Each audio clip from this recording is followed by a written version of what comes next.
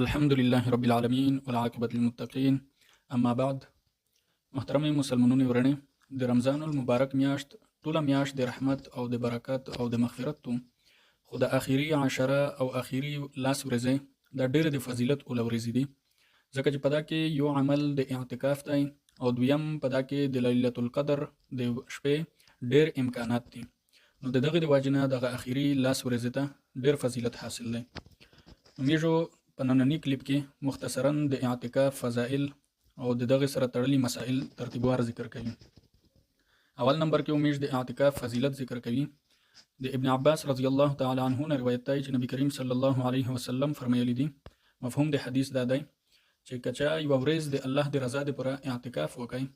نو الله تبارک وتعالى او د جهنم په میانس کې درې خندقونه جوړ کو او د یو خندق فاصله او دمروي لکه د مځکه او د اسمن فاصله. نو دا صرف د یوې ورځې د اعتکاف فضیلت دی. نو سړی چې لاس ورځې په اعتکاف کې کښینی د خدای په حضور او په دربار کې کښینی خدای ته د سول په صورت باندې کښینی نو د هغه فضیلتو څومره وي. دویم نمبر کې خبره د اعتکاف د حکم په باره کې. نو د اخیری عشره د رمضان المبارک د غلاس ورځې نبی کریم صلی الله علیه وسلم په د غلاس ورځې اعتکاف باندې مواظبت کړی دی، یعنی همیشوالی په کړی دی. دغه د وجنه دغه اعتکاف سنت مؤکده علی الکفایه دی، یعنی که په محله کې یو کس وکښینی د اعتکاف ته پوره نو د ټول کسونه غوړو په خلاص شي، خو کچېره ټوله محله کې نه نه د اعتکاف ته پوره نو بیا دغه ټوله محله په ګناګوره ګرځي. دریمه خبره د دغه اعتکاف د شرایط په باره کې. نو په شرایط کې اولینی شرط دغه دی چې د اعتکاف نیت وکړي، په دغه نیت باندې وتښینی چې زه د عبادت په نیت باندې په مسجد کې کښینم او لاس ورځې د مسنون اعتکاف نیت کړم. اولینی شرط دی نیت کړل. دویم شرط دی کچېره شزینه وي نو هغه د حیض نه پوکوي او د نفاس نه پوکوي، کچېره سړی وي هغه د جنابت نه د غسل نه پوکوي. دریم شرط دا دی چې که سړی وي نو هغه په جماعت کې کښینی د اعتکاف ته پوره، که شزینه وي هغه په کیر کې یو ځای د خپل اعتکاف ته پوره خاص کو په اغزي کې وکښینی. او څلورم شرط دا دی چې د اعتکاف ته پوره رجانی ول شرط دی، که هغه مسنون اعتکافي که واجب اعتکافي دغه لپاره د رژې نیول شرط دی. نو د رژې نیول ورته ضروري دي. نو دا د اعتکاف فضیلت او د اعتکاف حکم او شرایط شول. څلورم نمبر خبره ده چې د کیمې ضرورت په بنیاد باندې یو سړی د اعتکاف نه بهر وتای شي. نو پاکي یو د انسان طبيعي ضرورت دي چې هغه رڼې متیانځي وي یا ډاکې متیانځي وي یا استنجا وي یا اوداس وي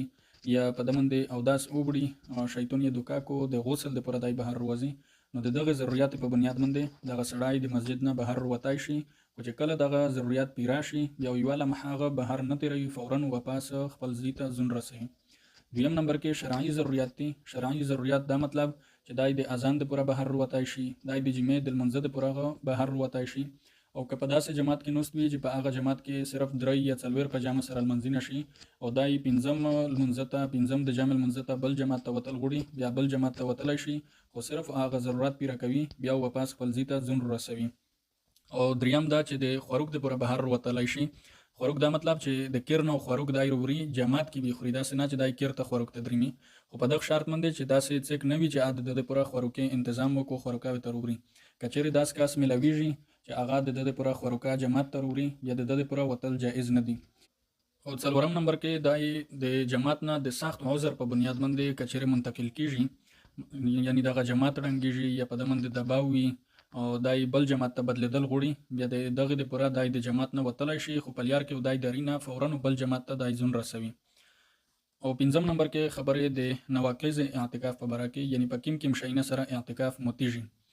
اولینی خداغه چې د کیم عذرینه چې ذکر شول چې دغه د واجنه دای بهر وتای شي، دغه نه علاوه کدای اوزي بیا د اعتکاف مت شي. دویم دا چې کچېره دغه عذر د پوره د عذر د پیره کول د پوره دای بهر اوزي او دای اولته څنګه څلم حاتره کو لشکي وخت تر کو په داسره د اعتکاف متیږي. لکه مثال یو سړی رڼمت یانځ ته بهر اوزي یا د اودسه د پوره بهر اوزي یا د جمیل منځ د پوره بهر اوزي یا د ازونه د پوره بهر اوزي، از دغه وتل خو د پوره جایز دي، خو په دانه بعد چې دا ضرورت کله دای پیرا کو بیا غو دای اولته ویلوړوي لشتم ځای کو یا په داسره د اعتکاف مت شي.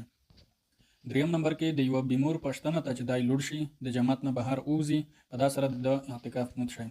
څلورم نمبر کې چې د رضا متشي رضا نیول د اعتکاف ته پوره شرط دي نو که د رضا په څه وجه باندې متشوله د اعتکاف غوړ سره متشي. پنځم نمبر کې د خپل کیرولا سره ملاویدل خپل وده سره ملاویدل چې د هغه سره جما وکړو په دا سره د اعتکاف متیږي. شپږم نمبر کې جائز چارې چې کیمه چارې د لپاره د اعتکاف په حالت کې کړل جائز دي. نو خوروک شوک پرتای په جماعت کې د سار جوړول په دغه شرط باندې چې ولته وشتوي نه کټه نشي او ضروری او خستل او خرڅول کړل په جماعت کې یعنی کچېره دای کاروباري کاس وي او د کېری بل څه نه وي د کېر د ضرورت په بنیاد باندې په جماعت کې او خستل او خرڅول کړل دا د لپاره جایز دي. ضروری خبره اترې کړل جمعه بدلول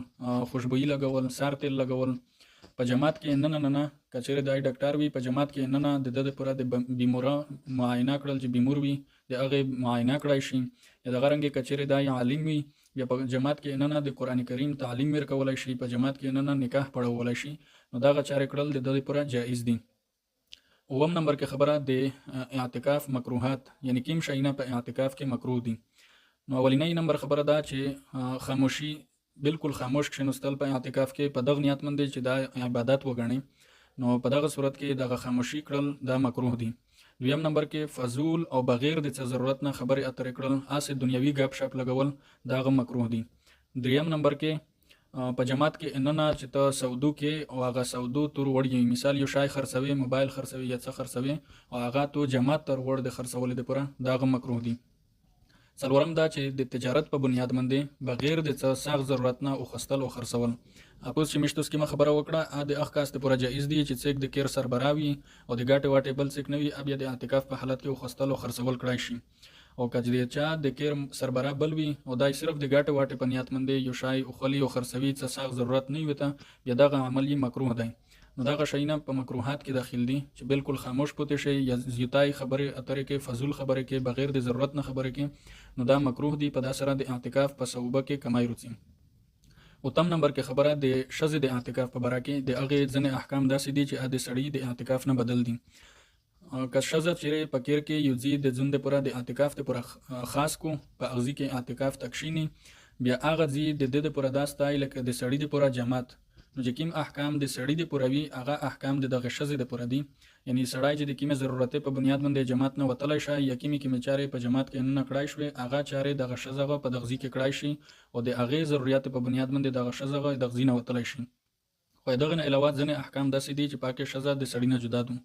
یو خدای چې شزه چې اعتکاف تکشنی او د خپل خاوند په اجازه مند کښنی د خاوند د اجازه نه بغیر اعتکاف ته نشي کښنستلای. دویم دا چې شزه او د حیض او د نفاس نه پوکوي یعنی ماهواري بیماری په دمند نه رودرمي